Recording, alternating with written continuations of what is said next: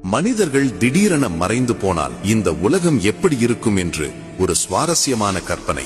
மின்சாரம் உற்பத்தி செய்யும் நிலையங்களில் பணிபுரிய யாரும் இல்லாததால் சில நாட்களிலேயே மின்சாரம் துண்டிக்கப்பட்டு நகரங்கள் இருளில் மூழ்கும். காடுகளிலிருந்து விலங்குகள் நகரங்களுக்குள் நுழைய ஆரம்பிக்கும். சாலைகளில் மான்களையும் நரிகளையும் சாதாரணமாக பார்க்கலாம். குழாய்கள் வெடிக்கும், பாலங்கள் இடிந்து விழும். ஏனென்றால் அவற்றை பராமரிக்க யாரும் இருக்க மாட்டார்கள். ரயில்வே தண்டவாளங்கள் துருப்பிடித்து புல் செடிகள் முளைத்து ரயில் பாதை இருந்த சுவடே தெரியாமல் போகும். மனித நாகரிகம் முழுவதுமாக இயற்கையால் விழுங்கப்பட்டிருக்கும். கான்கிரீட் காடுகளாக இருந்த பெருநகரங்கள் அடர்ந்த காடுகளாக மாறியிருக்கும்.